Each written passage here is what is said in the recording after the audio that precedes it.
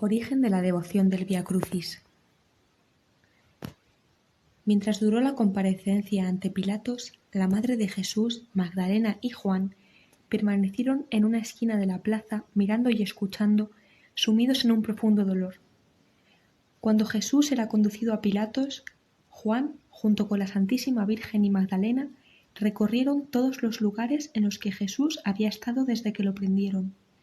Así volvieron a casa de Caifás, de Anás, por Ofel a Getsemaní, al huerto de los olivos, y en todos los sitios donde nuestro Señor se había caído o había sufrido, se paraban en silencio, lloraban y sufrían por él.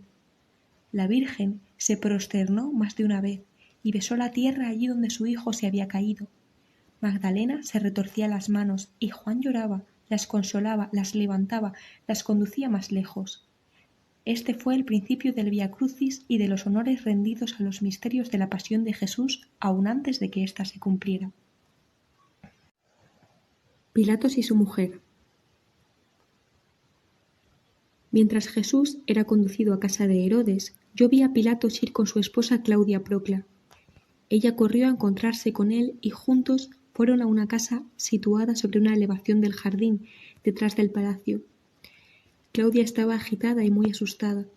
Era una mujer alta y hermosa, aunque extremadamente pálida.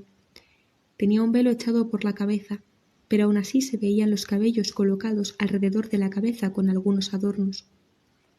Llevaba pendientes, un collar y sobre el pecho una especie de broche que sostenía su largo vestido. Habló durante mucho rato con Pilatos, le rogó que por todo lo que para él fuera más sagrado, que no le hiciese ningún mal a Jesús, el profeta, el santo de los santos, y le relató los extraordinarios sueños y visiones que había tenido sobre Jesús la noche anterior. Mientras hablaba, yo vi la mayor parte de estas visiones, pero tengo más confuso cómo seguían. En primer lugar, ella vio las principales circunstancias de la vida de Jesús: la anunciación de María, el nacimiento de Jesús, la adoración de los pastores y de los reyes, la huida a Egipto, la tentación del desierto, etc. Jesús siempre se le apareció rodeado por un halo de luz, y vio también la maldad y la crueldad de sus enemigos bajo las formas más horribles, vio sus padecimientos infinitos, su paciencia y su amor inagotables, así como la angustia de su madre. Estas visiones le causaron gran inquietud y tristeza. Había sufrido toda la noche y había visto cosas unas veces muy claras y otras muy confusas, y cuando aquella mañana la había despertado el ruido de la tropa que conducía a Jesús, miró hacia ellos. Y entonces vio a nuestro Señor, reconoció a aquel de quien tantas cosas aquella noche le habían sido reveladas, ahora desfigurado, herido, maltratado por sus enemigos. Su corazón se había trastornado ante lo que vio, y por eso había ido a buscar a Pilatos y le había contado con vehemencia y emoción todo lo que le acababa de suceder. Ella no lo comprendía por completo y no podía expresarlo bien, pero rogaba, instaba, suplicaba encarecidamente a su marido en los más afectuosos términos que escuchara su súplica. Pilatos estaba atónito y perturbado. Unía lo que decía su mujer con lo que había oído oyendo aquí y allí sobre Jesús. Se acordaba de la furia de los judíos, del silencio de Jesús, de sus misteriosas respuestas a sus preguntas. Dudó durante algún rato, pero finalmente cedió a los ruegos de su mujer y le dijo que no lo condenaría, porque había visto que todas las acusaciones eran maquinaciones de los judíos. Le contó también las propias palabras que había oído de Jesús y prometió a su mujer no condenarlo. Como prenda de su promesa le dio un anillo. Pilatos era un hombre corrompido, indeciso, ambicioso y al mismo tiempo extremadamente orgulloso. No retrocedía ante las acciones más vergonzosas si éstas podían beneficiarlo, y al mismo tiempo se dejaba llevar por las supersticiones más ridículas cuando estaba en una situación difícil. En esa circunstancia consultaba sin cesar a sus dioses, a los cuales ofrecía incienso en un lugar secreto de su casa, pidiéndoles señales. Una de sus prácticas supersticiosas era ver comer a los pollos sagrados. Pero todas estas cosas me parecían tan ignominiosas y tan infernales que yo volvía la cara con horror. Sus pensamientos eran confusos y Satanás le inspiraba tan pronto un proyecto como otro. Primero quería libertar a Jesús como inocente, después temía que sus dioses se vengaran de él, porque tenía a Jesús por una especie de semidios que podía perjudicar a sus dioses, con lo que su muerte sería un triunfo de estos. Luego se acordaba de las visiones de su mujer y tenían un gran peso en la balanza en favor de la libertad de Jesús. Acabó por decidirse por esta última opinión.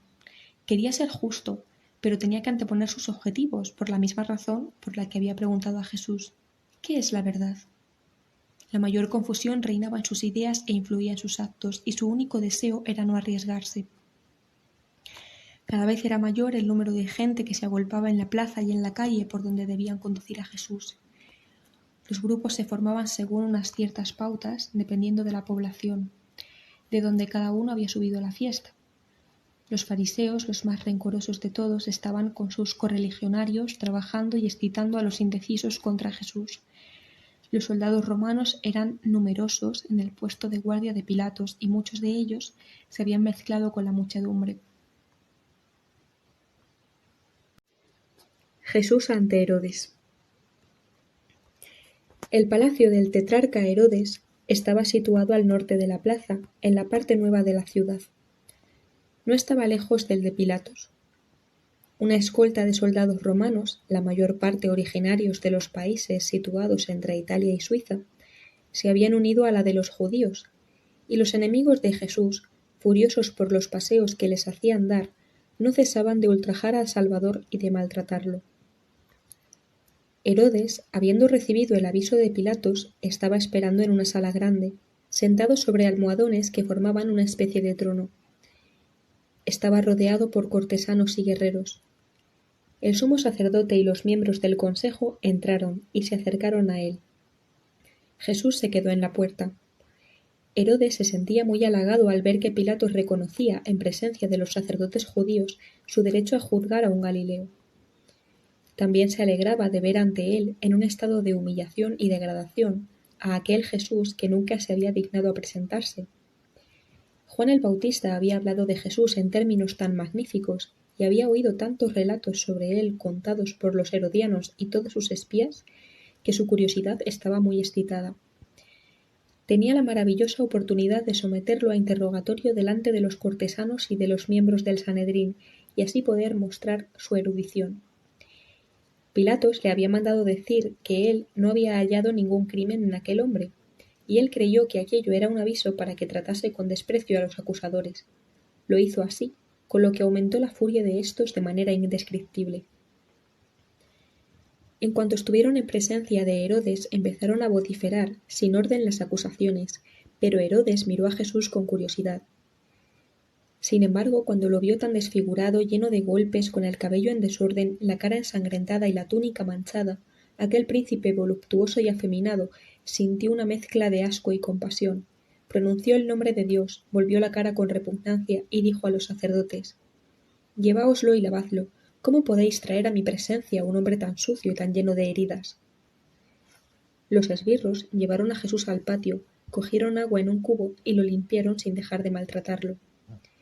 Herodes reprendió a los sacerdotes por su crueldad, queriendo imitar la conducta de Pilatos, y les dijo: «Ya se ve que ha caído entre las manos de los carniceros. Comenzáis las inmolaciones antes del tiempo». Los sacerdotes repetían con empeño sus quejas y sus acusaciones. Cuando volvieron a traer a Jesús ante él, Herodes, fingiendo compasión, mandó que le dieran al prisionero un vaso de vino para reparar sus fuerzas, pero Jesús negó con la cabeza y no quiso beber. Herodes habló con énfasis y largamente, repitió a Jesús todo lo que sabía de él, le hizo muchas preguntas y le pidió que obrara un prodigio. Jesús no respondía una palabra y se mantenía ante él con los ojos bajos, lo que irritó y desconcertó a Herodes. Sin embargo, no quiso exteriorizarlo y prosiguió con sus preguntas. Primero manifestó sorpresa y quiso ser persuasivo. «¿Cómo es posible que te traigan ante mí como a un criminal? He oído hablar mucho de ti. Sabes que me has ofendido en Tirza, cuando has libertado sin mi permiso a los presos que yo tenía allí. Pero seguro que lo hiciste con buena intención. Ahora que el gobernador romano te envía a mí para juzgarte, ¿qué tienes que responder a las cosas de que se te acusa? ¿Guardas silencio? Me han hablado mucho de la sabiduría de tus doctrinas. Quisiera oírte responder a tus acusaciones. ¿Qué dices? ¿Es verdad que eres el rey de los judíos? ¿Eres tú el Hijo de Dios? ¿Quién eres? Dicen que has hecho milagros.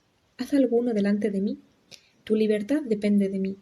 Es verdad que has dado la vista a los ciegos de nacimiento, resucitado a Lázaro de entre los muertos, dado de comer a millares de hombres con unos cuantos panes. ¿Por qué no respondes? Hazme caso, obra uno de tus prodigios, eso te será útil. Como Jesús continuaba callado, Herodes siguió hablando con más insistencia. ¿Quién eres tú? ¿Quién te dio ese poder? ¿Por qué lo has perdido ya? ¿Eres tú ese hombre cuyo nacimiento se cuenta de una manera maravillosa? Unos reyes del Oriente vinieron a ver a mi padre para saber dónde podían encontrar al rey de los judíos recién nacido. ¿Es verdad como dicen que ese niño eres tú? ¿Cómo pudiste escapar de la muerte que sufrieron tantos niños? ¿Cómo pudo ser eso? ¿Por qué han pasado tantos años sin que supiéramos de ti? Responde. ¿Qué especie de rey eres tú? En verdad que no veo nada regio en ti. Dicen que hace poco te han conducido en triunfo hasta el templo. ¿Qué significa eso? Habla pues, respóndeme. Toda esa retahíla de palabras no obtuvo ninguna respuesta de parte de Jesús. Luego me fue mostrado, y yo en realidad lo sabía, que Jesús no le habló porque estaba excomulgado a causa de su casamiento adúltero con Herodías y por haber ordenado la muerte de Juan el Bautista. Anás y Caifás se aprovecharon del enfado que le causaba el silencio de Jesús y comenzaron otra vez sus acusaciones. Le dijeron que Jesús había tachado al propio Herodes de manera que durante años había trabajado mucho para derrocar a su familia, que había querido establecer una nueva religión y que había celebrado la Pascua la víspera. Herodes, aunque irritado contra Jesús, no perdía nunca de vista sus proyectos políticos. No quería condenar a Jesús porque sentía ante él un terror secreto y tenía con frecuencia remordimientos por la muerte de Juan el Bautista. Además, detestaba a los sacerdotes que no habían querido excusar su adulterio y lo habían excluido de los sacrificios a causa de este pecado. Y sobre todo, no quería condenar a alguien a quien Pilatos había declarado inocente, y él quería devolverle la cortesía y mostrar deferencia hacia la decisión del gobernador romano en presencia del sumo sacerdote y los miembros del consejo. Pero llenó a Jesús de improperios y dijo a sus criados y a sus guardias, cuyo número se elevaba a 200 en su palacio: «Coged a ese insensato y rendid a ese rey burlesco los honores que merece. Es más bien un loco que un criminal». Condujeron al Salvador a un gran patio, donde lo hicieron objeto de burla y escarnio. Este patio estaba entre las dos alas del palacio, y Herodes los miró algún tiempo desde lo alto de una azotea. Anás y Caifás lo instaron de nuevo a condenar a Jesús, pero Herodes les dijo, de modo que lo oyesen los soldados romanos: «Sería un error condenarlo». Quería decir sin duda que sería un error condenar a quien Pilatos había hallado inocente. Cuando los miembros del Sanedrín y los demás enemigos de Jesús vieron que Herodes no quería atender a sus deseos, enviaron a algunos de los suyos al barrio de Acra para decir a muchos fariseos que había en él que se juntaran con sus partidarios en los alrededores del palacio de Pilatos. Distribuyeron también dinero a la multitud para excitarla a pedir tumultuosamente la muerte de Jesús. Otros se encargaron de amenazar al pueblo con la ira del cielo si no obtenían la muerte de aquel blasfemo sacrílego. Debían añadir que si Jesús no moría, se uniría a los romanos para exterminar a los judíos y que ese era el reino al que siempre se refería.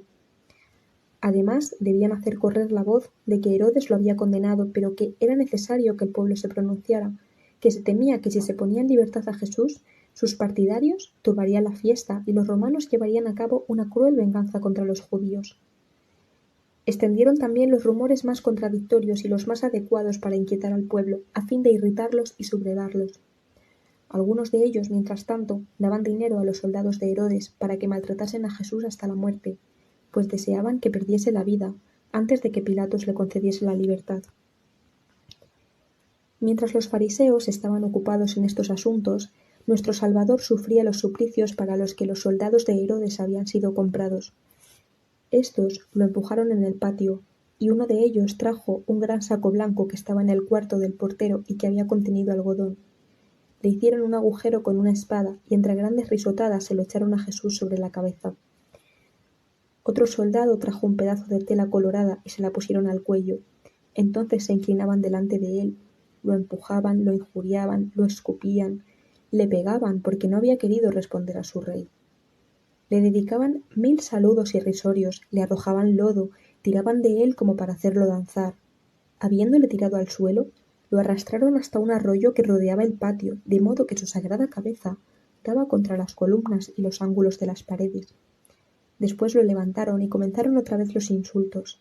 Había cerca de 200 criados y soldados de Herodes y cada uno se quería distinguir inventando algún nuevo ultraje para Jesús. Algunos estaban pagados por los enemigos de nuestro Señor, específicamente para darle golpes en la cabeza. Jesús los miraba con un sentimiento de compasión. El dolor le arrancaba suspiros y gemidos, pero estos eran utilizados por ellos para burlarse más, y nadie tenía piedad de él, de su cabeza ensangrentada. 3 veces lo vi caer bajo los golpes, pero vi también ángeles que le ungían la cabeza, y me fue revelado que sin este socorro del cielo, los golpes que le daban hubieran sido mortales. Los filisteos que atormentaron al pobre ciego Sansón en la cárcel de Gaza eran menos violentos y menos crueles que aquellos hombres. El tiempo apremiaba, los sacerdotes tenían que ir al templo, y cuando supieron que allí todo estaba dispuesto como lo habían mandado, pidieron otra vez a Herodes que condenara a Jesús, pero éste, sordo a sus peticiones, seguía fiel a sus ideas relativas a Pilatos, y le devolvió a nuestro Señor cubierto de su vestido de escarnio.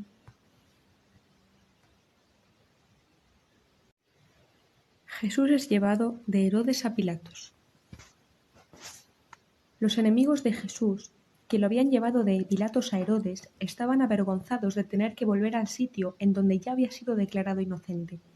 Por eso, tomaron otros caminos mucho más largos, para que en otra parte de la ciudad pudieran verlo también en medio de su humillación, y asimismo para dar tiempo a sus agentes para que agitaran a las masas según sus proyectos.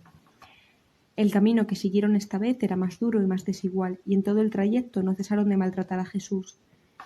La ropa que le habían puesto le dificultaba andar, por lo que se cayó muchas veces en el lodo, y ellos lo levantaban a patadas y dándole golpes en la cabeza. Recibió ultrajes infinitos, tanto de parte de los que le conducían como de la gente que se iba añadiendo por el camino. Jesús pedía a Dios que no le dejara morir bajo los golpes para poder cumplir su pasión y nuestra redención. Alrededor de las 8:15 la comitiva llegó al palacio de Pilatos. La multitud era muy numerosa. Los fariseos corrían en medio del pueblo y los citaban y enfurecían. Pilatos, acordándose de la sedición de los celadores galileos de la última Pascua, había reunido a 1000 hombres, apostados en los alrededores del pretorio, en foro y ante su palacio. La Santísima Virgen, su hermana mayor María, la hija de Elí, María, la hija de Cleofás, Magdalena y alrededor de 20 santas mujeres se habían colocado en un sitio donde podían verlo todo. Al principio Juan estaba también con ellas. Jesús, cubierto de vestiduras de loco, era conducido por los fariseos entre los insultos de la muchedumbre, pues éstos habían conseguido juntar a la chusma más insolente y perversa de toda la ciudad. Un criado enviado por Herodes había ido ya a decir a Pilatos que su amo le estaba muy reconocido por su deferencia y que no habiendo hallado en el célebre Galileo más que a un pobre loco, lo había ataviado como tal, y como tal se lo devolvía. Pilatos quedó muy complacido al ver que Herodes había llegado a su misma conclusión y le mandó de vuelta un cumplido mensaje. Jesús había llegado, pues de nuevo, a la casa de Pilatos. Los esbirros lo hicieron subir la escalera con su acostumbrada brutalidad. La túnica se le enredó entre los pies y cayó sobre los escalones de mármol blanco, que se tiñeron de la sangre de su sagrada cabeza. Los enemigos de Jesús, que se habían ido colocando a la entrada de la plaza, se rieron de su caída, y los esbirros, en lugar de ayudarlo a levantarse, la emprendieron con su inocente víctima. Pilatos estaba reclinado en su especie de diván, con su mesita delante, y estaba rodeado de oficiales y de escribas. Se echó un poco hacia adelante y dijo a los acusadores de Jesús: «Me habéis traído a este hombre como un agitador del pueblo, y yo no le he hallado culpable de lo que le imputáis. Herodes tampoco encuentra crimen en él, por consiguiente lo voy a mandar a azotar y a dejarlo libre».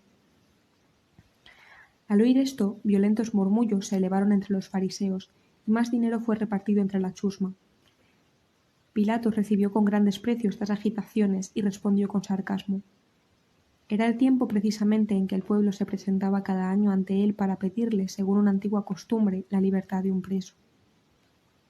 Los fariseos habían enviado a sus agentes para excitar la multitud a no pedir este año la libertad de Jesús, sino su suplicio. Pilatos confiaba en poder librar en cambio a nuestro Señor, por lo que tuvo la idea de dar a escoger entre él y un famoso criminal llamado Barrabás. Era convicto de un asesinato durante una sedición y de otros muchos crímenes, y todo el mundo le aborrecía. Se produjo un considerable revuelo entre la multitud. Un grupo, llevando a su cabeza a sus oradores, gritaban a Pilatos: «Haced lo que siempre habéis hecho en esta fiesta». Pilatos les dijo: «Es costumbre que liberte a un criminal en la Pascua. ¿A quién queréis que deje libre? ¿A Barrabás o al rey de los judíos, Jesús, que es el ungido del Señor?». Aunque Pilatos no creía que Jesús fuera el rey de los judíos, lo llamaba así porque ese orgulloso romano se complacía en mostrarles su desprecio atribuyéndoles un rey tan pobre, pero en parte le daba también ese nombre porque tenía cierta supersticiosa creencia en que Jesús era en efecto un rey milagroso, el Mesías prometido a los judíos. Ante su pregunta, hubo alguna duda en la multitud, y solo unas pocas voces gritaron: «¡Barrabás!». Pilatos, avisado por el criado de su mujer, salió de la terraza un instante, y el criado le presentó el anillo que él le había dado a su esposa, y le dijo: «Claudia Procla te recuerda la promesa de esta mañana». Mientras tanto, los fariseos trabajaban afanosamente para ganarse a la gente, lo que no les costaba mucho trabajo. María Magdalena, Juan y las santas mujeres estaban en una esquina de la plaza, temblando y llorando, y aunque la madre de Jesús sabía que no había salvación para los hombres sino mediante la muerte de Jesús, ella estaba muy afligida y deseaba apartarlo del suplicio que iba a sufrir. Y cuanto más grande era el amor de esta madre por su santísimo Hijo, tanto mayores eran los tormentos que ella sufría viendo lo mucho que él padecía en cuerpo y alma. Tenía alguna esperanza, porque en el pueblo corría la voz de que Pilatos quería libertar a Jesús.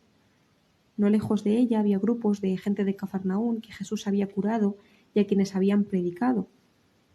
Hacían como si no los conociesen, y si sus miradas se cruzaban, las apartaban rápidamente. Pero María y todos pensaban que éstos, a lo menos, rechazarían a Barrabás y salvarían la vida de su bienhechor y redentor. Pero no fue así. Pilatos había devuelto el anillo a su mujer, asegurándole que su intención era cumplir su promesa. Se sentó de nuevo junto a la mesita. El sumo sacerdote y los miembros del consejo habían tomado a su vez asiento, y Pilatos volvió a preguntar en voz alta: «¿A cuál de los dos queréis que liberte?». Entonces en la plaza se elevó un clamor general: «A Barrabás». Y Pilatos dijo entonces: «¿Qué queréis que haga entonces con Jesús, el que se llama el Cristo?». Todos gritaron tumultuosamente: «¡Crucifícalo! ¡Crucifícalo!». Pilatos dijo por tercera vez: «¿Pero qué mal os ha hecho? Yo no encuentro en él crimen que merezca la muerte. Voy a mandarlo a azotar y a liberarlo». Pero el grito «¡Crucifícalo! ¡Crucifícalo!» se elevó por todas partes como una tempestad infernal. Los miembros del Sanedrín y los fariseos se agitaban con rabia y gritaban furiosos. Entonces el débil Pilatos dejó libre al perverso Barrabás y condenó a Jesús a la flagelación. La flagelación de Jesús. Pilatos, el más voluble e irresoluto de los jueces, había pronunciado varias veces estas palabras ignominiosas: «No encuentro crimen en él, lo mandaré azotar y lo dejaré libre». Pero los judíos continuaban gritando: «¡Crucifícalo! ¡Crucifícalo!». Sin embargo, Pilatos estaba decidido a que su voluntad prevaleciera y no tuviera que condenar a muerte a Jesús, por lo que lo mandó a azotar a la manera de los romanos. Entonces los esbirros a empellones llevaron a Jesús a la plaza en medio del tumulto de un pueblo rabioso. Al norte del palacio de Pilatos, a poca distancia del puesto de guardia, había una columna de azotes. Los verdugos llegaron con látigos y cuerdas que depositaron al pie de la columna. Eran 6 hombres de piel oscura y más bajos que Jesús. Llevaban un cinto alrededor del cuerpo y el pecho cubierto de una especie de piel, los brazos desnudos. Eran malhechores de la frontera de Egipto, condenados por sus crímenes a trabajar en los canales y en los edificios públicos, y los más perversos de ellos ejercían de verdugos en el pretorio. Estos hombres habían atado ya a esta misma columna y azotado hasta la muerte a algunos pobres condenados. Parecían bestias o demonios y estaban medio borrachos. Golpearon a nuestro Señor con sus puños y lo arrastraron con las cuerdas a pesar de que él se dejaba conducir sin resistencia. Una vez en la columna, lo ataron brutalmente a ella. Esta columna estaba aislada y no servía de apoyo a ningún edificio. No era muy elevada, pues un hombre alto, extendiendo el brazo, hubiera podido tocar su parte superior. A media altura había insertados anillos y ganchos. No se puede describir la crueldad con que esos perros furiosos se comportaron con Jesús. Le arrancaron los vestidos burlescos con que lo había hecho ataviar Herodes y casi lo tiraron al suelo. Jesús temblaba y se estremecía delante de la columna. Se acabó de quitar él mismo las vestiduras con sus manos hinchadas y ensangrentadas. Mientras lo trataban de aquella manera, él no dejó de rezar y volvió un instante la cabeza hacia su madre, que estaba rota de dolor, en una esquina cerca de la plaza, y que cayó sin conocimiento en los brazos de las santas mujeres que la rodeaban. Jesús abrazó la columna.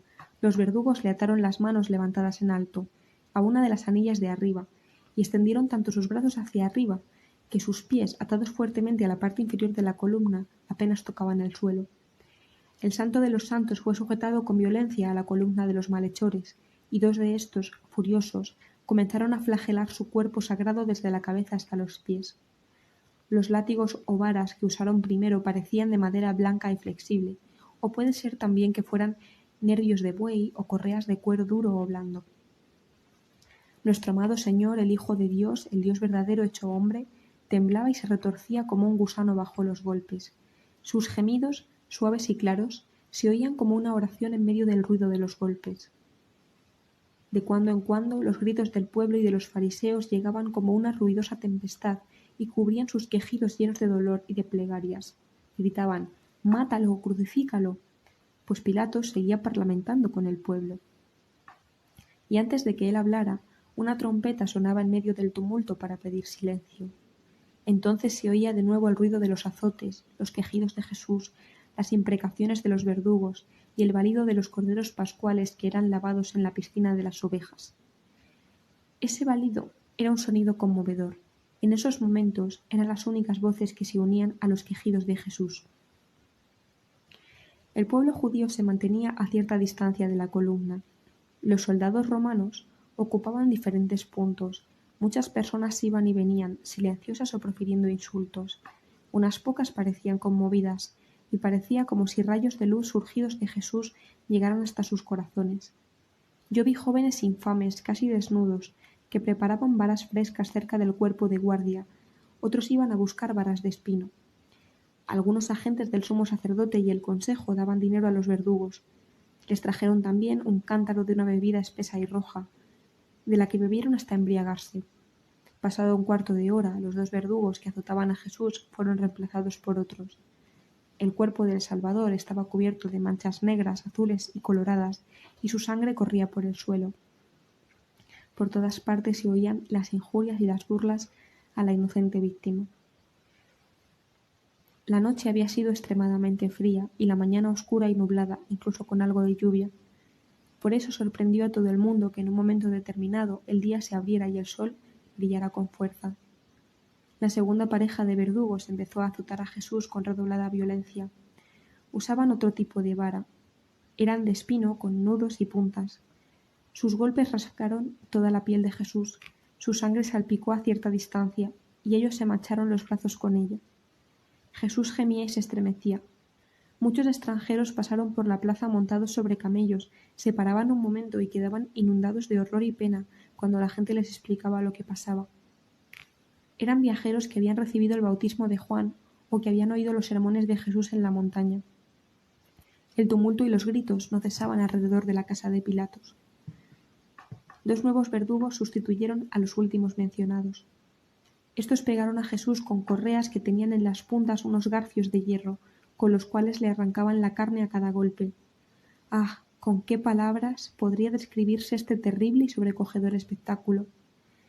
Sin embargo, su rabia aún no estaba satisfecha. Desataron a Jesús y lo ataron de nuevo a la columna, esta vez con la espalda vuelta hacia ella. No pudiéndose sostener, le pasaron cuerdas sobre el pecho, debajo de los brazos y por debajo de las rodillas, y le ataron las manos por detrás de la columna. Su mucha sangre y la piel destrozada cubrían su desnudez.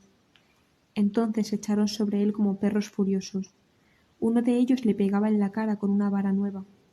El cuerpo del Salvador era una sola llaga. Miraba a sus verdugos con los ojos arrasados de sangre y parecía que les suplicara misericordia, pero la rabia de ellos se redoblaba y los gemidos de Jesús eran cada vez más débiles. La horrible flagelación había durado 3/4 de hora sin interrupción, cuando un extranjero de la clase inferior, un pariente del ciego Ctesifón, curado por Jesús, surgió de la multitud y se precipitó sobre la columna con una hoz en la mano y gritó indignado: «¡Basta! ¡Deteneos! No podéis azotar a esta inocente hasta matarlo». Los verdugos, borrachos, se detuvieron sorprendidos. Él cortó rápidamente las cuerdas atadas detrás de la columna y se escondió en la multitud. Jesús cayó casi sin conocimiento al pie de la columna, sobre el suelo empapado de sangre. Los verdugos lo dejaron allí y se fueron a beber, tras haber pedido vino a los criados, y se reunieron con sus compañeros, que estaban en el cuerpo de guardia, tejiendo la corona de espinas. Nuestro Señor seguía caído al pie de la columna, bañado en su propia sangre. Vi entonces a 2 o 3 mujeres públicas de aire desvergonzado acercarse a Jesús con curiosidad, cogidas de la mano. Se detuvieron un instante, mirando con disgusto. En este momento el dolor de las heridas fue tan intenso que alzó la cabeza y las miró con sus ojos ensangrentados. Entonces ellas se apartaron mientras los soldados les decían palabras groseras. Con gran esfuerzo, Jesús tomó el lienzo y se cubrió con él. Durante la flagelación, vi muchas veces a ángeles llorando en torno a Jesús y oí su oración por nuestros pecados subiendo sin cesar hacia su Padre en medio de los golpes que le daban. Mientras estaba tendido el pie de la columna, vi a un ángel ofrecerle de beber de una vasija a un brebaje luminoso que le dio fuerzas. Los soldados volvieron y le pegaron patadas y palos, obligándolo a levantarse. En cuanto estuvo de pie, no le dieron tiempo para ponerse la túnica, sino que se la echaron sobre los hombros y con ella se limpió la sangre que le corría por la cara. Lo condujeron al sitio donde estaba sentado el consejo de los sacerdotes, que gritaron: «¡Mátalo! ¡Crucifícale!», y volvieron la cara con repugnancia. Después Jesús fue conducido al patio interior del cuerpo de guardia, donde no había soldados, sino esclavos, esbirros y malhechores, en fin, la hez de la población. Como la muchedumbre estaba muy agitada, Pilatos mandó venir un refuerzo de la guarnición romana de la Torre Antonia. Esta tropa, en buen orden, rodeó el cuerpo de guardia. Podían hablar, reír y burlarse de Jesús, pero les estaba prohibido abandonar sus puestos. Pilatos quería mantener así controlado al pueblo. Los soldados sumaban 1000 hombres. María durante la flagelación de Jesús. Vi a la Santísima Virgen en trance continuo durante la flagelación de nuestro divino Redentor. Ella vio y sufrió con un amor y un dolor indecibles todo lo que sufría su Hijo. Muchas veces salían de su boca leves quejidos y sus ojos estaban anegados en lágrimas. Estaba cubierta de un velo y tendida en los brazos de María de Elí, su hermana mayor, que era ya vieja y se parecía mucho a Ana, su madre. María de Cleofás, hija de María de Elí, estaba también con ella. Las amigas de María y de Jesús estaban temblando de dolor y de inquietud, rodeando a la Virgen y llorando a la espera de la sentencia de muerte. María llevaba un vestido largo azul parcialmente cubierto por una capa de lana blanca y un velo de un blanco amarillento. Magdalena estaba pálida y abatida por el dolor. Tenía los cabellos en desorden debajo de su velo. Cuando Jesús, después de la flagelación, cayó al pie de la columna, vi a Claudia Procla, mujer de Pilatos, enviar a la Madre de Dios grandes piezas de tela. No sé si creía que Jesús sería libertado y que su madre necesitaría esa tela para curar sus llagas, o si esta pagana compasiva sabía qué uso iba a darle a la Santísima Virgen a su regalo. Habiendo vuelto en sí, María vio a su hijo, todo desgarrado, conducido por los soldados. Él se limpió los ojos llenos de sangre para mirar a su madre. Ella extendió las manos hacia él y siguió con los ojos las huellas ensangrentadas de sus pies. Habiéndose apartado la muchedumbre, María y Magdalena se acercaron al sitio en donde Jesús había sido azotado. Escondidas por las otras santas mujeres y por otras personas bien intencionadas que las rodeaban, se agacharon cerca de la columna y limpiaron por todas partes la sangre sagrada de Jesús con el lienzo que Claudia Procla había mandado. Juan estaba entonces con las santas mujeres, que eran 20. Los hijos de Simeón y de Obed, el de Verónica, así como Arán y Temni, sobrinos de José de Arimatea, estaban ocupados en el templo. Eran las 9 de la mañana cuando acabó la flagelación. Jesús es vejado y coronado de espinas. Durante la flagelación de Jesús, Pilato se dirigió muchas veces a la multitud, que una vez le gritó: «Debe morir, aunque debamos morir también nosotros». Cuando Jesús fue conducido al cuerpo de guardia, gritaron de nuevo: «¡Mátalo, crucifícalo!». Después de esto hubo un rato de silencio. Pilatos dio órdenes diversas a sus soldados y los miembros del Sanedrín mandaron a sus criados a que les trajesen de comer. Pilatos, con el espíritu agitado por sus supersticiones, se retiró algunos instantes para consultar a sus dioses y ofrecerles incienso. La Santísima Virgen y las santas mujeres se retiraron de la plaza. Después de haber cogido la sangre de Jesús, vi que entraban con sus lienzos ensangrentados en una casita cercana. No sé de quién era. La coronación de espinas se llevó a cabo en el patio interior del cuerpo de guardia. Había allí 50 miserables, criados, carceleros, esbirros y esclavos, y otros de la misma calaña. La muchedumbre permanecía alrededor del edificio, pero pronto fueron apartados de allí por los 1000 soldados romanos. Aunque mantenían el orden, estos soldados reían y se burlaban de Jesús y animaban a los torturadores de nuestro Señor a redoblar los insultos, como los aplausos del público excitan a los cómicos. En medio del patio había un fragmento de pilar. Pusieron sobre él un banquillo muy bajo y lo llenaron de piedras puntiagudas. Le quitaron a Jesús nuevamente la ropa y le colocaron una capa vieja, colorada, de un soldado que no llegaba a sus rodillas. Lo arrastraron al asiento que le habían preparado y lo sentaron brutalmente en él. Entonces le ciñeron la corona de espinas a la cabeza y se la ataron fuertemente por detrás. Estaba hecha de 3 varas de espino bien trenzadas y la mayor parte de las puntas vueltas a propósito hacia adentro. En cuanto se la ataron, le pusieron una caña en la mano. Todo esto lo hicieron con una gravedad bufa, como si realmente lo coronasen rey. Le cogieron la caña de las manos y le pegaron con tanta violencia sobre la corona de espinas que los ojos del Salvador se llenaron de sangre. Se arrodillaron ante él y le hicieron burla, le escupieron la cara y lo abofetearon gritándole: «¡Salve, rey de los judíos!». Después lo levantaron de su asiento y luego volvieron a sentarlo en él con violencia. Es absolutamente imposible describir los ultrajes que perpetraron esos monstruos con forma humana. Jesús sufría una sed horrible a causa de la fiebre provocada por sus heridas. Temblaba.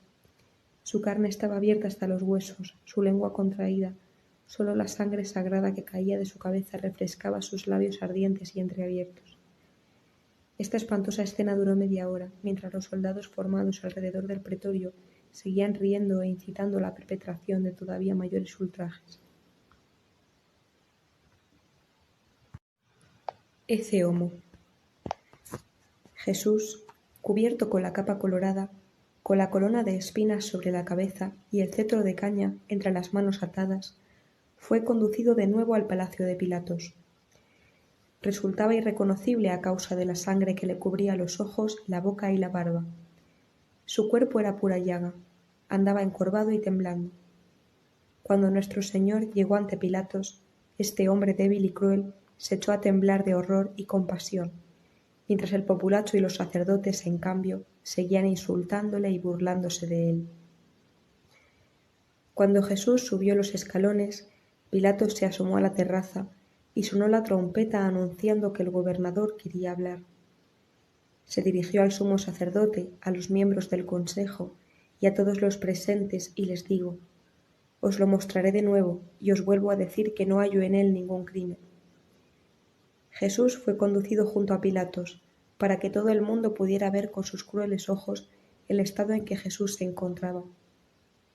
Era un espectáculo terrible y lastimoso, y una exclamación de horror recurrió a la multitud, seguida de un profundo silencio cuando él levantó su herida cabeza coronada de espinas y paseó su exhausta mirada sobre la excitada muchedumbre. Señalándolo con el dedo, Pilatos exclamó: «Ecce homo, he aquí el hombre». Los sacerdotes y sus adeptos gritaron llenos de furia: «¡Mátalo, crucifícalo!». «¿Todavía nos basta?», dijo Pilatos.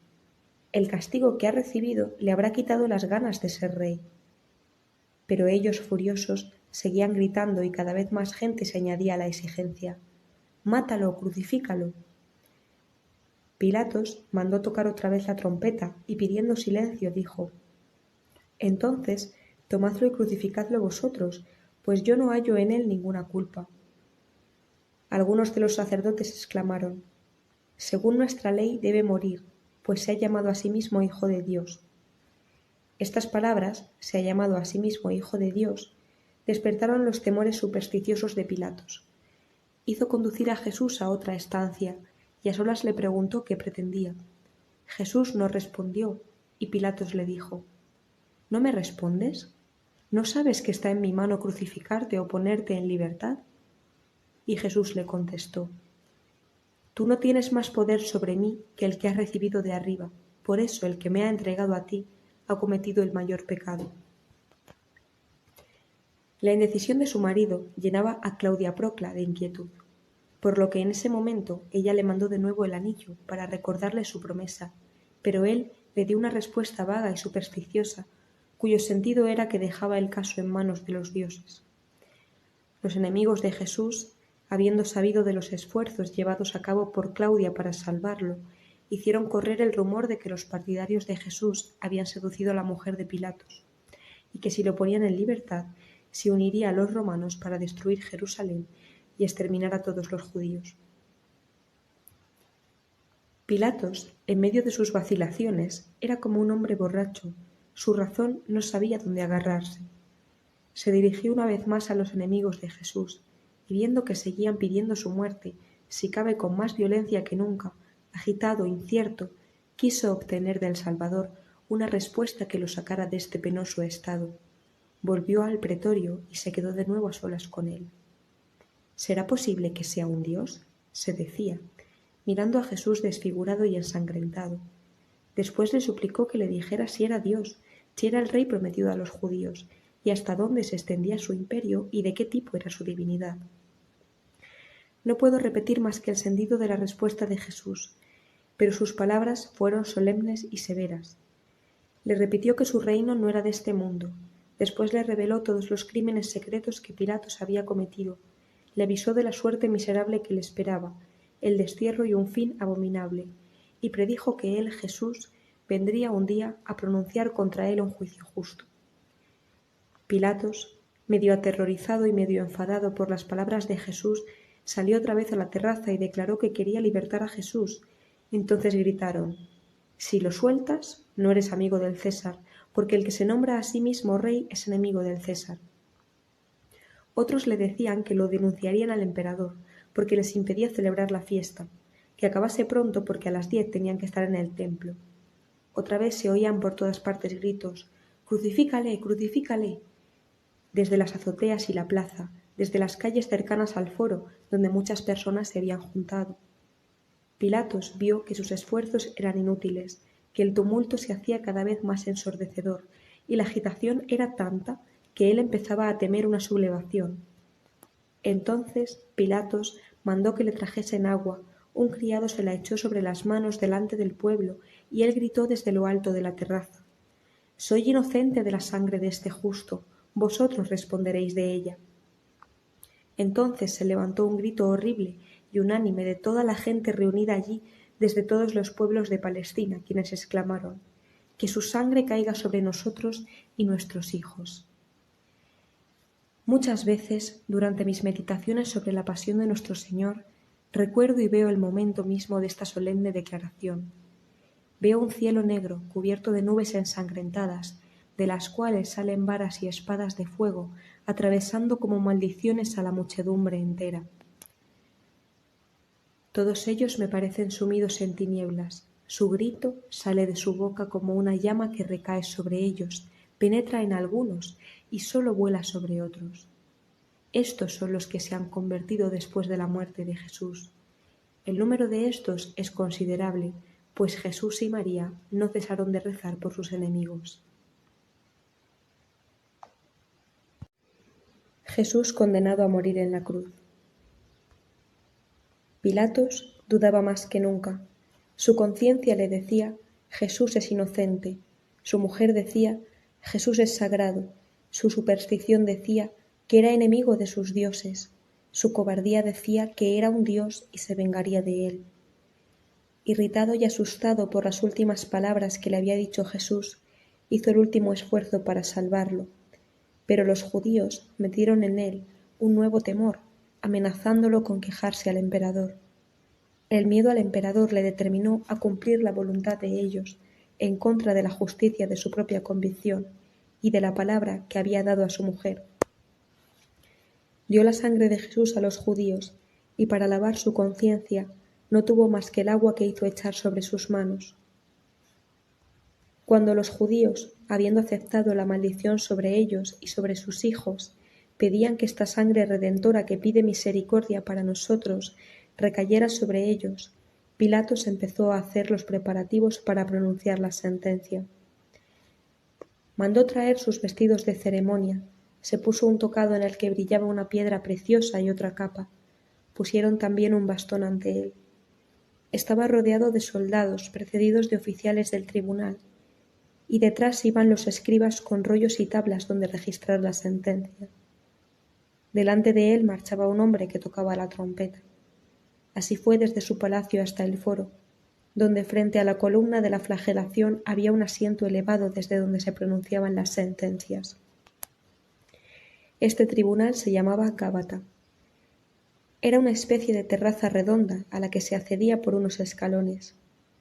Arriba del todo había un asiento para Pilatos y detrás un banco para empleados subalternos. Alrededor montaban guardia un gran número de soldados, algunos sobre los escalones. Muchos de los fariseos se habían ido ya al templo.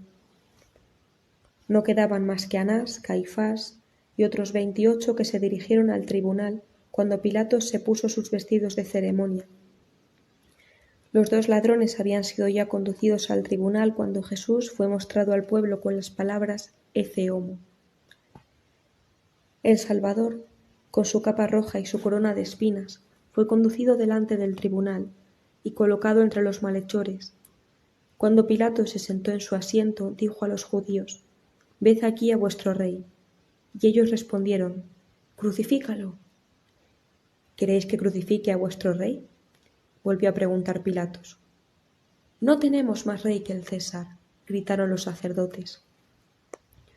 Pilatos no dijo nada más y comenzó a pronunciar la sentencia.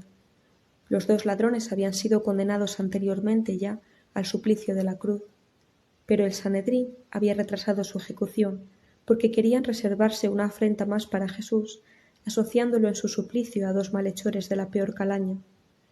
Las cruces de los 2 ladrones estaban junto a ellos, la de nuestro Señor aún no, porque todavía no se había pronunciado su sentencia de muerte. La Santísima Virgen se había retirado después de la flagelación. Se mezcló de nuevo entre la multitud para oír la sentencia de muerte de su Hijo y de su Dios. Jesús estaba de pie en medio de los esbirros, al pie de los escalones del tribunal.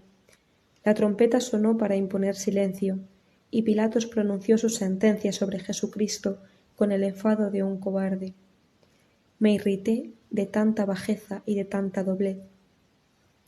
La vista de ese miserable, convencido de su importancia, el triunfo y la sed de sangre de los príncipes de los sacerdotes, el abatimiento y el dolor profundo del Salvador, las indecibles angustias de María y de las santas mujeres, y el ansia atroz con que los judíos esperaban su víctima, la actitud indiferente de los soldados y finalmente la multitud de horribles demonios corriendo de acá para allá, todo eso me tenía aterrada. Sentía que debía yo haber estado en el lugar de Jesús, mi amado esposo, pues entonces la sentencia hubiera sido justa. Pero estaba superada por la angustia y mis sufrimientos eran intensos y no recuerdo todo lo que vi. Pilatos comenzó por un largo preámbulo en el cual pronunció los más exagerados elogios del emperador Tiberio. Después expuso las acusaciones que contra Jesús había intentado presentar el Sanedrín. Dijo que lo habían condenado a muerte por haber perturbado la paz pública y violado su ley, llamándose a sí mismo Hijo de Dios y Rey de los judíos, y que el pueblo había pedido unánimemente cargar con la responsabilidad de su muerte. El miserable repitió que no encontraba esa sentencia conforme a la justicia, y que él no había cesado de proclamar la inocencia de Jesús, y al acabar pronunció la sentencia con estas palabras: «Condeno a Jesús de Nazaret, rey de los judíos, a ser crucificado», y ordenó a los verdugos que trajeran la cruz. Me parece recordar que rompió un palo largo y que tiró los pedazos a los pies de Jesús. Al oír las palabras de Pilatos, la madre de Jesús cayó al suelo sin conocimiento. Ya no había duda, la muerte de su querido hijo era cierta, la muerte más cruel y más ignominiosa. Juan y las santas mujeres se la llevaron, para que los hombres obnubilados que la rodeaban no añadieran crimen sobre crimen insultándola en su sufrimiento. Mas apenas volvió en sí, tuvieron que conducirla a todos los sitios donde su hijo había sufrido, y en los cuales ella quería ofrecer el sacrificio de sus lágrimas. Así la Madre del Salvador tomó posesión en nombre de la Iglesia de estos lugares santificados. Pilatos escribió la sentencia, y los que estaban detrás de él la copiaron 3 veces. Lo que escribió era diferente de lo que había dicho. Yo vi que mientras tanto su espíritu estaba agitado y parecía que el ángel de la cólera conducía su pluma. El sentido de la escritura era este: forzado por el sumo sacerdote, los miembros del Sanedrín y el pueblo a punto de sublevarse, que pedían la muerte de Jesús de Nazaret como culpable de haber agitado la paz pública, blasfemado y violado la ley de los judíos, se lo he entregado para ser crucificado, aunque sus inculpaciones no me parecían claras, por no ser acusado delante del emperador de haber favorecido la insurrección de los judíos. Después escribió la inscripción de la cruz sobre una tablita de color oscuro. La sentencia se transcribió muchas veces y se envió a diferentes puntos. Los miembros del Sanedrín se quejaron de que la sentencia estaba escrita en términos poco favorables para ellos. Se quejaron también de la inscripción y pidieron que no pusiera rey de los judíos, sino que se ha llamado a sí mismo rey de los judíos. Pilatos, impaciente, les respondió lleno de cólera: «Lo escrito, escrito está». Querían también que la cruz de Jesús no fuera más alta que las de los 2 ladrones. Sin embargo, era menester hacerla más alta, porque por culpa de los obreros no había sino espacio donde poner la inscripción de Pilatos. Los sacerdotes pretendían utilizar esa circunstancia para suprimir la inscripción, que les parecía injuriosa para ellos, pero Pilatos no consintió, y tuvieron que hacer la cruz más alta, añadiéndole un nuevo trozo de madera. Toda esta serie de cosas contribuyeron a que la cruz tuviera su forma definitiva. Sus brazos se elevaban como las ramas de un árbol, separándose del tronco, y se parecía a una Y, con la parte inferior prolongada entre las otras 2. Los brazos eran más estrechos que el tronco, y cada uno de ellos había sido añadido por separado. También habían clavado un tarugo a los pies para sostener los pies del condenado. Mientras Pilatos pronunciaba su juicio inicuo, vi que su mujer, Claudia Procla, le mandaba el anillo devuelto, y por la tarde de ese mismo día abandonaba secretamente el palacio para unirse a los amigos de Jesús, y la tuvieron escondida en un subterráneo de casa de Lázaro en Jerusalén. Más tarde, ese mismo día, vi un amigo de nuestro Señor grabar sobre una piedra verdosa detrás del Gábata 2 palabras que decían Judes Injustus y el nombre de Claudia Procla. Esta piedra se encuentra todavía en los cimientos de una casa o de una iglesia de Jerusalén, en el sitio donde estaba el Gábata. Claudia Procla se hizo cristiana, siguió a San Pablo y fue amiga personal de él. Una vez pronunciada la sentencia, Jesús fue entregado a los verdugos como una presa. Le trajeron sus vestiduras, que le habían quitado en casa de Caifás. Alguien las había guardado, y personas sin duda compasivas las habían lavado, pues estaban limpias. Los perversos hombres que rodeaban a Jesús le desataron las manos para poderlo vestir. Arrancaron de su cuerpo, cubierto de llagas, la capa de lana roja que le habían puesto por burla, y al hacerlo le abrieron muchas de las heridas. Él mismo, temblando, se puso su túnica interior. Ellos le echaron el escapulario sobre los hombros. Como la corona de espinas era muy ancha e impedía que le cupiese la túnica oscura sin costura que le había hecho su madre, se la arrancaron de la cabeza, y todas sus heridas sangraron de nuevo con indecibles dolores.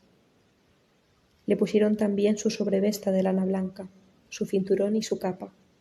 Después le volvieron a ceñir por en medio del cuerpo la correa de puntas de hierro, de la cual salían los cordeles con los que tiraban de él. Todo esto lo hicieron con su brutalidad y su crueldad acostumbradas. Los dos ladrones estaban a la derecha y a la izquierda de Jesús. Tenían las manos atadas y llevaban una cadena al cuello. Estaban cubiertos de lívidas cicatrices que provenían de la flagelación de la víspera. El que se convirtió después estaba desde entonces tranquilo y pensativo. El otro, grosero e insolente, se unía a los verdugos para maldecir e insultar a Jesús, que miraba a sus dos compañeros con amor y ofrecía sus tormentos por su salvación. Los verdugos reunieron todos los instrumentos del suplicio y lo dispusieron todo para aquella terrible y dolorosa marcha. Anás y Caifás habían acabado sus discusiones con Pilatos, y llevándose 2 rollos de pergamino con la copia de la sentencia, se marcharon dirigiéndose deprisa al templo, temiendo llegar tarde al sacrificio pascual. Los sacerdotes estaban alejándose del cordero pascual para ir al templo a sacrificar y a comer su símbolo, dejando que infames verdugos condujeran al altar del sacrificio al verdadero Cordero de Dios. Esos hombres habían puesto gran cuidado en no contaminarse con ninguna impureza exterior, en tanto su alma estaba completamente manchada de maldad, envidia y odio. Aquí se separaron los 2 caminos que conducían al altar de la ley y al altar de la gracia. Pilatos, pagano e indeciso, no tomó ninguno de los 2 y se volvió a su palacio. La inicua sentencia fue pronunciada a las 10 de la mañana de nuestro tiempo. Jesús carga con su cruz hasta el Calvario. Cuando Pilatos salía del tribunal, una parte de los soldados lo siguió y formó ante el palacio. Una pequeña escolta se quedó con los condenados. 28 fariseos armados, entre los cuales estaban los 6 enemigos de Jesús, que habían estado presentes en su arresto en el huerto de los Olivos, vinieron a caballo para acompañarlo al suplicio. Los verdugos condujeron a Jesús al centro de la plaza, a donde fueron los esclavos a dejar la cruz a sus pies. Los 2 brazos estaban provisionalmente atados a la pieza principal con cuerdas. Jesús se arrodilló, la abrazó y la besó 3 veces, dirigiendo a su Padre acciones de gracias por la redención del género humano. Como los sacerdotes paganos abrazaban un nuevo altar, así nuestro Señor abrazaba su cruz. Los soldados con gran esfuerzo colocaron la pesada carga de la cruz sobre el hombro derecho de Jesús. Vi a ángeles invisibles ayudarlo, pues si no, no hubiera podido con ella. Mientras Jesús oraba, pusieron sobre el cuello a los 2 ladrones las piezas traveseras de sus cruces, atándoles las manos a ellas. Las piezas grandes las llevaban esclavos. La trompeta de la caballería de Pilatos tocó, y uno de los fariseos a caballo se acercó a Jesús arrodillado bajo su carga y le dijo: «Ahora se han acabado las bellas palabras. ¡Arriba!». Lo levantaron con violencia, y sintió asentarse sobre sus hombros todo el peso que nosotros deberemos llevar después de él, según sus santas palabras. Entonces comenzó la marcha triunfal del Rey de Reyes, tan ignominiosa sobre la tierra y tan gloriosa en el cielo. Mediante cuerdas atadas al pie de la cruz, 2 soldados la sujetaban en el aire por detrás. Otros 4 sostenían las cuerdas atadas a la cintura de Jesús. Nuestro Señor, temblando bajo su peso, recordó a Isaac llevando a la montaña la leña destinada a su sacrificio. La trompeta de Pilatos dio la señal de la marcha. El gobernador en persona quería ponerse a la cabeza de un destacamento para impedir todo movimiento tumultuoso. Iba a caballo cubierto con sus armaduras y rodeado de sus oficiales y de la tropa de caballería. Detrás de ellos iba un cuerpo de 300 hombres de infantería, todos ellos de las fronteras de Italia y Suiza. Delante iba una trompeta que tocaba en todas las esquinas y proclamaba la sentencia. A pocos pasos seguía un numeroso grupo de hombres y chiquillos, que llevaban cordeles, clavos, cuñas y cestas que contenían diferentes objetos. Otros, más robustos, acarreaban palos, escaleras y las piezas principales de las cruces de los dos ladrones. Todavía más atrás se veía a algunos fariseos a caballo y un joven que sujetaba contra el pecho la inscripción que Pilatos había mandado escribir para la cruz. Este llevaba también, en la punta de un palo, la corona de espinas de Jesús, que no habían querido dejarle sobre la cabeza mientras llevara la cruz. Este joven no parecía tan malvado como el resto. Finalmente iba nuestro Señor, con los pies desnudos y ensangrentados, abrumado bajo el peso de la cruz, temblando y lleno de llagas y heridas, sin haber comido, ni bebido, ni dormido desde la cena de la víspera, debilitado por la pérdida de sangre, devorado por la fiebre y la sed, y asaeteado por dolores infinitos. Con la mano derecha sostenía la cruz sobre su hombro derecho. Con la mano izquierda, exhausta, hacía de cuando en cuando el esfuerzo de levantarse su larga túnica, con la que tropezaban sus pies heridos. 4 soldados sostenían a distancia las puntas de los cordeles atados a la cintura de Jesús. Los 2 de delante tiraban, los que le seguían le empujaban, de suerte que no podía asegurar un paso. Sus manos estaban heridas por las cuerdas con que las había tenido atadas, su cara estaba ensangrentada e hinchada, su barba y sus cabellos manchados de sangre. El peso de la cruz y las cadenas apretaban contra su cuerpo el vestido de lana, que se pegaba a sus llagas y las abría. A su alrededor no había más que burlas y crueldades, pero su boca rezaba y sus ojos perdonaban. Detrás de Jesús iban los 2 ladrones, llevados también por cuerdas con los brazos atados a los travesaños de sus cruces separados del pie. No tenían más vestidos que un largo delantal. La parte superior del cuerpo la llevaban cubierta con una especie de escapulario sin mangas, abierto por los 2 lados, y en la cabeza un gorro de paja. El buen ladrón estaba tranquilo, pero el otro, por el contrario, no cesaba de quejarse y protestar. La mitad de los fariseos a caballo cerraban la marcha, algunos corrían acá y allá para mantener el orden. A una distancia bastante grande venía la escolta de Pilatos. El gobernador romano vestía su uniforme de batalla en medio de sus oficiales. Precedido por un escuadrón de caballería y seguido de 300 infantes, atravesó la plaza y entró en una calle bastante ancha. Se movía por la ciudad para prevenir cualquier insurrección popular. Jesús fue conducido por una calle estrecha y que daba un rodeo para no estorbar a la gente que iba al templo, ni a la tropa de Pilatos. La mayor parte de la población se había dispersado tras la condena de Jesús. Una gran parte de los judíos se fueron a sus casas o al templo a fin de acabar los preparativos para sacrificar al Cordero Pascual. No obstante, la multitud era todavía numerosa y corrían en desorden para ver pasar la triste procesión.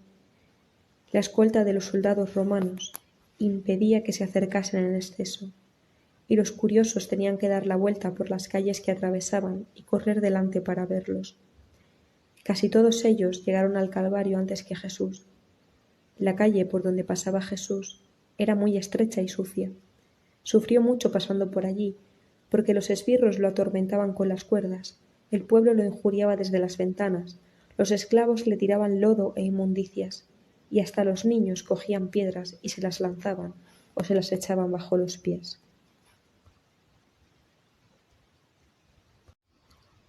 Primera caída de Jesús bajo el peso de la cruz. La calle, poco antes de su fin, torcía a la izquierda, se ensanchaba un poco e iniciaba una cuesta. Había por allí un acueducto subterráneo que venía del monte de Sión.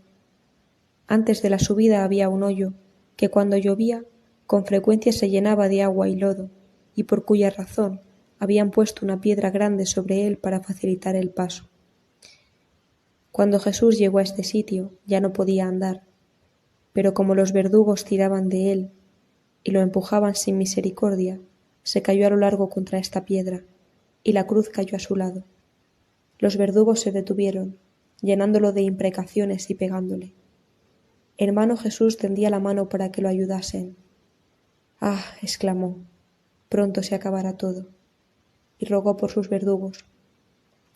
Mas los fariseos gritaron: «Levantadlo, si no se nos morirá en las manos». A ambos lados del camino había mujeres llorando y niños asustados.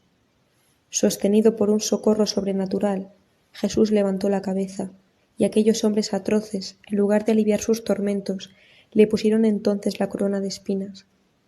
Una vez lo hubieron puesto en pie, le cargaron de nuevo la cruz sobre los hombros, y a causa de la corona, con dolores infinitos, tuvo que ladear la cabeza para poder acomodar sobre su hombro el peso de la cruz, y así continuó su camino cada vez más duro. Segunda caída de Jesús. Jesús se encuentra con su Sagrada Madre. La bendita Madre de Jesús se había ido de la plaza, después de pronunciada la inicua sentencia, acompañada de Juan y de algunas mujeres. Recorrieron muchos sitios santificados por los padecimientos de Jesús. Pero cuando el sonido de la trompeta, el tumulto de la gente y la escolta de Pilatos anunciaban la subida al Calvario, no pudo resistir el deseo de ver a su divino Hijo, y pidió a Juan que la condujese a uno de los sitios por donde Jesús debía pasar. Se fueron a un palacio, cuya puerta daba a la calle en la que Jesús cayó por primera vez bajo la cruz. Era, si no me equivoco, la residencia del sumo pontífice Caifás, cuyo tribunal está en la llanura de Sión. Juan obtuvo de un criado compasivo el permiso para ponerse en la puerta con María. Con ellos estaban además un sobrino de José de Arimatea, Susana, Juana de Cusa y Salomé de Jerusalén. La Madre de Dios estaba pálida y con los ojos enrojecidos de tanto llorar, e iba cubierta con una capa gris azulada. Se oía ya el ruido acercándose, el sonido de la trompeta y la voz del heraldo publicando la sentencia en las esquinas. El criado abrió la puerta. El ruido era cada vez más fuerte y espantoso. María se puso de rodillas y oró. Tras su ferviente plegaria, se volvió hacia Juan y le dijo: «¿Me quedo? ¿Debo irme? ¿Cómo podré soportarlo?». Juan le contestó: «Si no te quedas a verlo pasar, luego lamentarás no haberlo hecho». Se quedaron cerca de la puerta con los ojos fijos en la procesión, que aún estaba distante pero iba avanzando poco a poco. La gente no se ponía delante de la comitiva sino a los lados y atrás. Cuando los que llevaban los instrumentos del suplicio se acercaron con aire insolente y triunfante, la Madre de Jesús se puso a temblar y a gemir, juntando las manos, y uno de esos hombres preguntó: «¿Quién es esta mujer que se lamenta?». Y otro respondió: «Es la Madre del Galileo». Cuando los miserables oyeron tales palabras, llenaron de injurias a esta dolorosa madre, la señalaban con el dedo, y uno de ellos cogió en sus manos los clavos con que debían clavar a Jesús en la cruz, y se los mostró a la Santísima Virgen burlándose. Pero ella estaba mirando a Jesús, que se acercaba, y tuvo que sostenerse en el pilar de la puerta para no caer, pálida como un cadáver con los labios casi azules. Pasaron los fariseos a caballo, después el chico que llevaba la inscripción, detrás de éste su Santísimo Hijo Jesús, temblando doblado, bajo la pesada carga de la cruz, inclinada su cabeza coronada de espinas.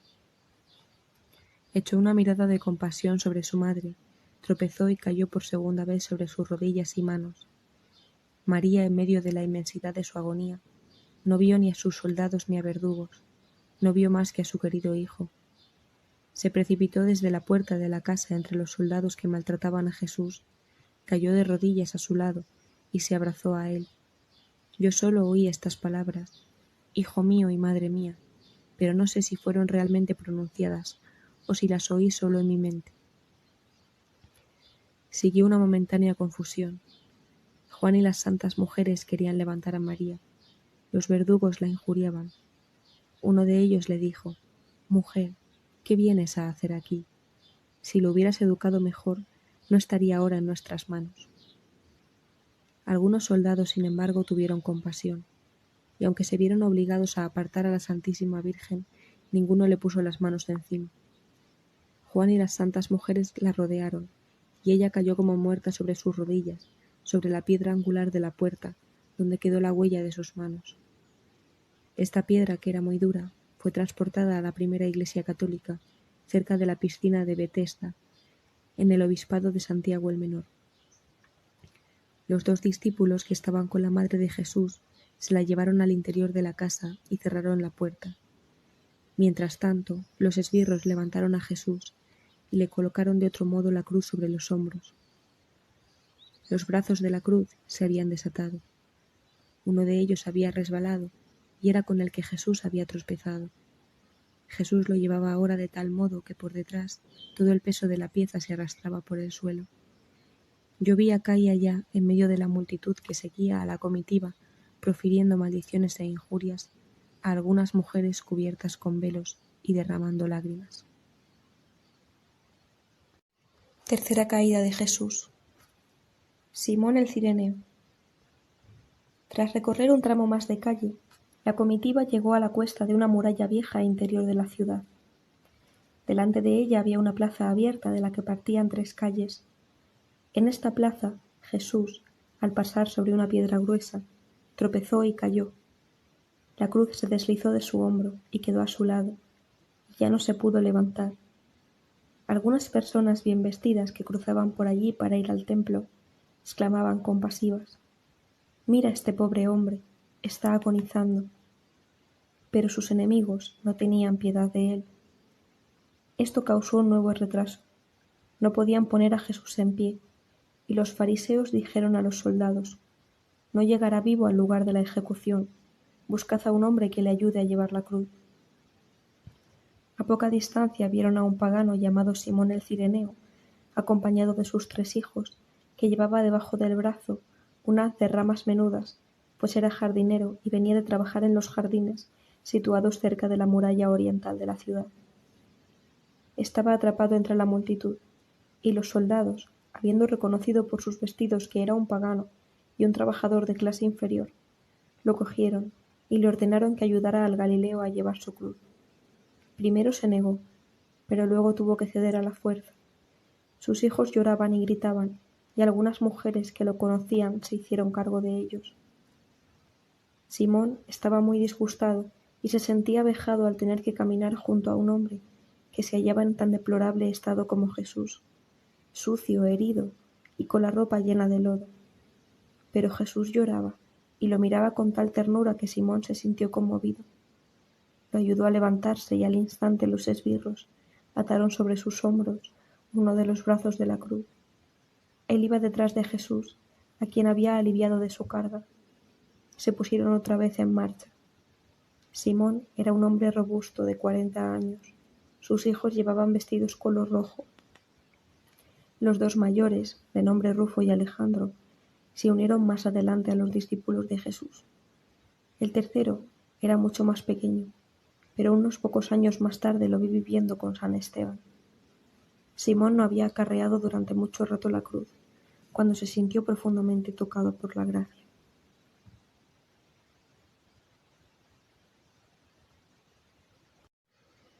El lienzo de la Verónica.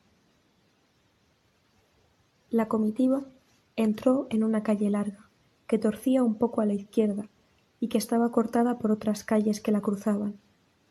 Muchas personas bien vestidas se dirigían al templo. Algunas no querían ver a Jesús por el temor farisaico de contaminarse. Otras, por el contrario, mostraban piedad por sus sufrimientos. La procesión había avanzado unos 200 pasos desde que Simón ayudaba a Jesús a llevar la cruz, cuando una mujer de elevada estatura y de majestuoso aspecto, que llevaba de la mano a una niña, salió de una hermosa casa situada a la izquierda y se puso a caminar delante de la comitiva. Era Serafia, mujer de Sirac, miembro del consejo del templo, a quien desde ese día se conoce como Verónica, de Vera e Icon, verdadero retrato.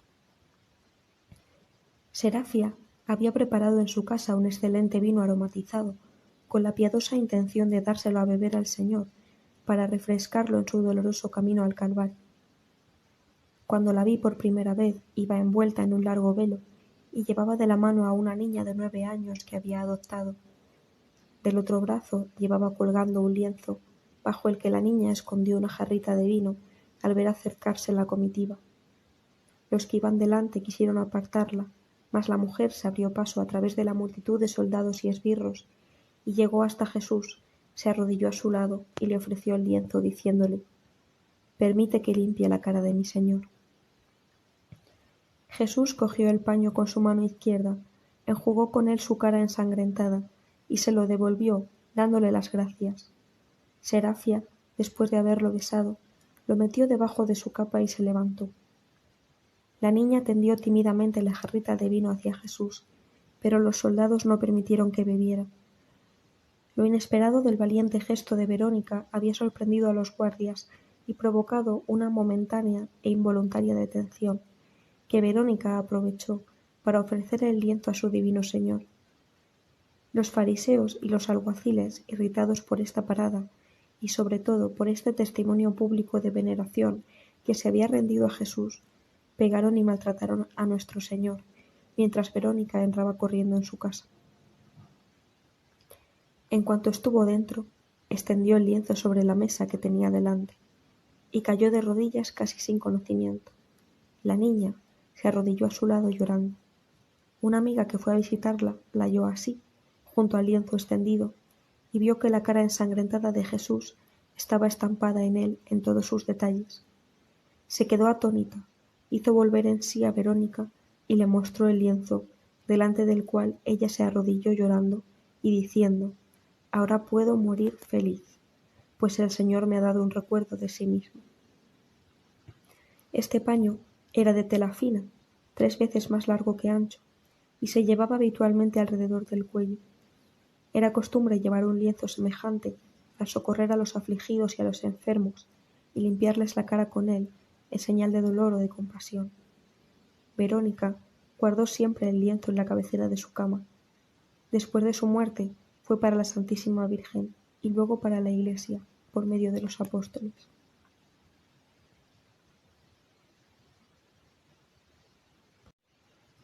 Cuarta y quinta caídas de Jesús. Las llorosas hijas de Jerusalén. La comitiva estaba todavía a cierta distancia de la puerta, situada en la dirección sudoeste. Para llegar a ella hay que pasar bajo una bóveda, por encima de un puente y por debajo de otra bóveda. A la izquierda de la puerta, la muralla de la ciudad se dirige hacia el sur y rodea el monte de Sión. Al acercarse a la puerta, los brutales esbirros empujaron a Jesús dentro de un lodazal. Simón el Cireneo, en su intento de evitar el lodazal, ladeó la cruz, causando la cuarta caída de Jesús, esta vez en el lodo. Entonces, en medio de sus lamentos, dijo con voz inteligible: «Ah, Jerusalén, cuánto te he amado. He querido reunir a tus hijos como la gallina cobija a sus polluelos debajo de sus alas, y tú me echas tan cruelmente fuera de tus puertas». Al oír estas palabras, los fariseos lo insultaron de nuevo, le pegaron y lo arrastraron para sacarlo del lodo. Simón el Cireneo se indignó tanto al ver esta crueldad que exclamó: «Si no cesáis vuestras infamias, dejo la cruz, aunque me matéis a mí también». Al traspasar la puerta se ve un camino estrecho y pedregoso que se dirige al monte Calvario. El camino principal, del cual se aparta aquel, se divide en 3 a cierta distancia. El uno tuerce a la izquierda y conduce a Belén por el valle de Sión. El otro se dirige al occidente y llega hasta Emaús y Jope. El tercero rodea el Calvario y finaliza en la puerta del ángulo que conduce a Bethsur. Desde esta puerta, por donde salió Jesús, se puede ver la de Belén. Habían puesto en el lugar donde comienza el camino al Calvario una tabla anunciando la muerte de Jesús y de los 2 ladrones. Cerca de ese punto había una multitud de mujeres que lloraban y gemían. Eran vírgenes y pobres mujeres de Jerusalén, con sus niños en brazos, que habían ido delante de la comitiva. Otras habían venido para la Pascua de Belén, de Hebrón y de los lugares vecinos. Jesús desfalleció, pero no cayó al suelo, porque Simón dejó la cruz en tierra, se acercó a él y lo sostuvo. Esta es la quinta caída de Jesús bajo el peso de la cruz. Cuando las mujeres vieron su cara tan desfigurada y tan llena de heridas, comenzaron a lamentarse y a llorar, y según la costumbre de los judíos, le acercaban sus ropas para que se limpiara el rostro con ellas. Jesús se volvió hacia las mujeres y les dijo: Hijas de Jerusalén, no lloréis sobre mí, llorad por vosotras mismas y por vuestros hijos, pues vendrá un tiempo en que se dirá: felices las estériles y las entrañas que no han engendrado y los pechos que no han dado de mamar. Entonces empezarán a decir a los montes: caed sobre nosotros, y a las alturas: cubridnos, pues. Si así se trata la madera verde, ¿qué será con la seca? Después les dirigí unas palabras de consuelo que he olvidado, y allí se pararon durante un momento. Los que llevaban los instrumentos del suplicio se adelantaron hacia el monte del Calvario, acompañados por 100 soldados romanos de la escolta de Pilatos. Este les seguía de lejos, pero al llegar a la puerta se volvió la ciudad.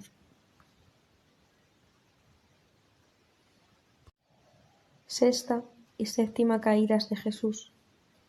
Jesús en el Gólgota. Se pusieron en marcha. Jesús, encorvado bajo su carga y bajo los golpes de los verdugos, subió con mucho esfuerzo el duro camino que se dirigía al norte, entre las murallas de la ciudad y el monte Calvario, en el lugar en donde el sendero tuerce hacia el sur. Se cayó por sexta vez, y esta caída fue muy dolorosa. Lo empujaron y le pegaron más brutalmente que nunca, y llegó luego a la roca del Calvario, donde cayó por séptima vez. Simón el Cireneo, también muy cansado, estaba lleno de indignación y de piedad. Pese a su fatiga, hubiera querido seguir ayudando a Jesús, pero los esbirros lo echaron. Poco tiempo después se unió a los discípulos de Jesús. Echaron también toda la gente ociosa que había ido. Los fariseos a caballo habían seguido caminos cómodos, situados al lado occidental del Calvario. Desde esa altura se podía ver por encima de los muros de la ciudad. El llano que había en la elevación, que era el sitio del suplicio, tenía forma circular y estaba rodeado de un terraplén cortado por 5 caminos. Este es, al parecer, un número usual en muchos sitios del país. Hay 5 caminos hasta los baños, hasta donde se bautiza, hasta la piscina de Betesda. Muchos pueblos tienen también 5 puertas. Hay en esto, como en todo lo de la Tierra Santa, una profunda significación profética, a causa de las 5 llagas del Salvador, que abren las 5 puertas del cielo. Los fariseos a caballo se pararon delante de la llanura, en el lado occidental de la montaña, donde la pendiente es suave. La vertiente por donde se conduce a los condenados es, en cambio, áspera y ardua. Los 100 soldados romanos se hallaban dispersos acá y allá. Algunos estaban con los 2 ladrones, que no habían sido conducidos al llano para dejar el lugar libre, pero a quienes habían dejado recostar en el suelo un poco más abajo, dejándoles los brazos atados a los maderos transversales de sus cruces. Los soldados los vigilaban, mientras mucha gente, la mayor parte de clase baja, extranjeros, esclavos, paganos, muchas mujeres y todas las personas que no temían contaminarse, rodeaban el llano o permanecían sobre las elevaciones próximas. Eran las 12 menos cuarto cuando nuestro Señor, llevando su cruz, tuvo la última caída y llegó al preciso lugar donde iba a ser crucificado. Los bárbaros tiraron de Jesús para levantarlo, desataron los diferentes trozos de la cruz y los colocaron en el suelo. Qué doloroso espectáculo representaba el Salvador allí, de pie en el sitio de su suplicio, tan triste, tan pálido, tan destrozado, tan ensangrentado. Los esbirros lo tiraron al suelo para medirlo y se burlaban de él diciéndole: Rey de los judíos, deja que construyamos tu trono. Pero él mismo se colocó sobre la cruz, donde le tomaron la medida para los soportes de pies y manos. Después lo condujeron unos 70 pasos al norte, a una especie de hoyo abierto en la roca que parecía un silo. Lo empujaron dentro tan brutalmente que se hubiera roto las piernas contra la piedra si los ángeles no lo hubieran socorrido. Le oí gemir de dolor de un modo que partía el corazón. Cerraron la entrada y dejaron centinelas fuera, mientras los esbirros continuaban sus preparativos para la crucifixión. En medio del llano circular se hallaba el punto más elevado del Calvario. Era un montículo redondeado, de 2 pies de altura al que se subía por unos escalones. Los esbirros cavaron en él 3 agujeros para clavar las 3 cruces y pusieron a derecha e izquierda las de los 2 ladrones, excepto las piezas transversales, a las cuales ellos tenían las manos atadas y que fueron fijadas después sobre la piedra principal. Situaron la cruz de Jesús en el sitio donde debían colocarla, de modo que luego pudieran levantarla sin dificultad y dejarla caer dentro del agujero. Clavaron los 2 brazos y el pedazo de madera para sostener los pies. Horadaron la madera para meter los clavos y colgar la inscripción. Hicieron incisiones para la cabeza y la espalda de nuestro Señor, a fin de que todo su cuerpo fuese sostenido por la cruz y no colgado, y que todo el peso no pendiera de las manos, ya que entonces podrían abrirse y llegar la muerte más rápido de lo deseado. Clavaron estacas en la tierra y fijaron en ellas un madero que debía servir de apoyo a las cuerdas para levantar la cruz, e hicieron, en fin, otros preparativos similares.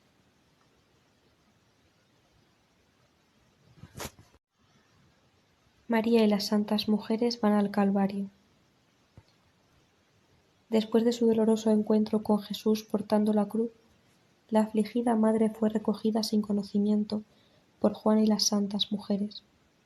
Acompañada por ellos, fue a casa de Lázaro, cerca de la puerta del ángulo, donde estaban reunidas Marta Magdalena y muchas otras santas mujeres. Unas 17 abandonaron la casa para acompañar a Jesús en el camino de la pasión, es decir, para seguir cada paso que él hubiera dado en su penoso avance. Las vi cubiertas con sus velos en la plaza, sin hacer caso de los insultos del pueblo, besar el suelo en donde Jesús había cargado con la cruz y seguir el camino que él había seguido. María buscaba las huellas de sus pasos e interiormente iluminada mostraba a sus compañeras los lugares consagrados por algún particular padecimiento. De este modo la devoción más sentida de la Iglesia fue grabada por la primera vez en el corazón maternal de María con la espada que predijo el viejo Simeón. Pasó de su boca sagrada a sus compañeras y de éstas hasta nosotros. Así la tradición de la Iglesia se perpetúa del corazón de la madre al corazón de los hijos. Cuando estas santas mujeres llegaron a la altura de la casa de Verónica, entraron en ella porque Pilatos y sus oficiales cruzaban en ese momento la calle y no querían tropezarse con ellos. Al ver allí las santas mujeres la cara de Jesús estampada en el lienzo, lloraron y dieron gracias a Dios por ese don que había hecho a su fiel sierva. Cogieron la jarrita de vino aromatizado que no habían dejado beber a Jesús y se dirigieron todas juntas hacia el monte de Golgota. Su número se iba incrementando con muchas personas de buena voluntad, entre ellas cierto número de hombres. Subieron al Calvario por la vertiente occidental, por donde la subida es más cómoda. La madre de Jesús, su sobrina María, hija de Cleofás, Salomé y Juan, se acercaron hasta el llano circular. Marta, María de Elí, la hermana mayor de la Virgen, Verónica, Juana Cusa, Susana y María, la madre de Marcos, se detuvieron a cierta distancia con Magdalena, que estaba transida de dolor. Más abajo de la montaña había un tercer grupo de santas mujeres y unas pocas que llevaban mensajes de un grupo a otro. Los fariseos a caballo iban y venían por los alrededores de la llanura, y en los 5 accesos había soldados romanos. Qué espectáculo para María el ver en este sitio del suplicio los clavos, los martillos, las cuerdas, la terrible cruz, los verdugos medio desnudos y casi borrachos, llevando a cabo sus horrendos preparativos con 1000 imprecaciones. La ausencia de Jesús aumentaba su martirio. Sabía que estaba todavía vivo, deseaba verlo, y temblaba al pensar en los tormentos a que le vería expuesto. Desde las 10 de la mañana, la hora en que la sentencia fue pronunciada, fue cayendo granizo a intervalos, después el cielo se serenó, pero de las 12 en adelante, una niebla rojiza oscureció el sol.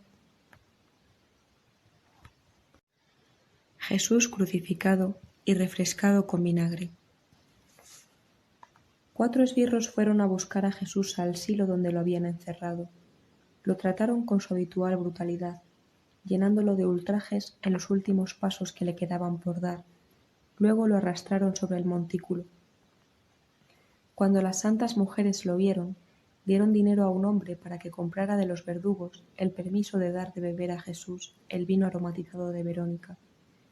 Pero los miserables se lo negaron, y se bebieron en cambio ellos el vino. Los esbirros llevaban consigo 2 vasijas, una con vinagre y hiel, la otra con una bebida que parecía vino mezclado con mirra y absenta. Presentaron esta última bebida al Señor, pero Jesús, tras mojar sus labios con ella, no bebió. Había 18 esbirros sobre la elevación. Los 6 que habían azotado a Jesús, los 4 que lo habían conducido, 2 que habían sostenido las cuerdas atadas a la cruz y 6 que debían crucificarlo. Eran extranjeros mercenarios, pagados por judíos y romanos. Eran hombres de poca estatura pero robustos, y sus caras feroces, junto a sus cabellos crespos, los asemejaban más a animales que a personas. Esta escena era tanto más espantosa para mí en cuanto que veía por todas partes horribles espíritus malignos bajo formas diversas, como serpientes, sapos, etc. Veía con frecuencia sobre Jesús figuras de ángeles llorando. También veía ángeles compasivos que consolaban a la Santísima Virgen y a los amigos de Jesús.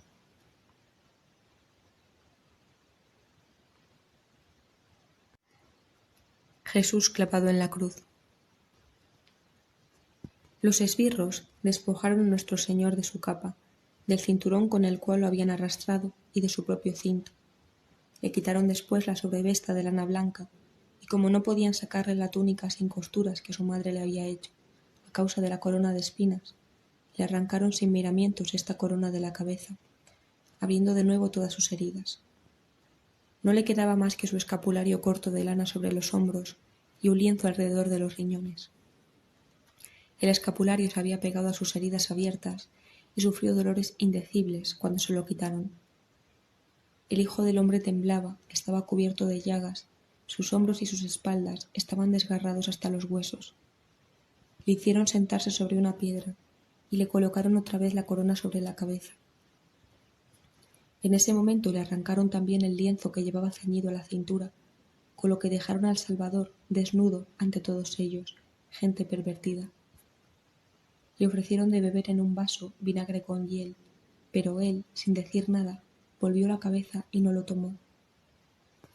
Pero cuando le cogieron otra vez, agarrándole de los brazos, destapando así la desnudez que él intentaba cubrir, se oyó el murmullo y la protesta de los amigos de Jesús.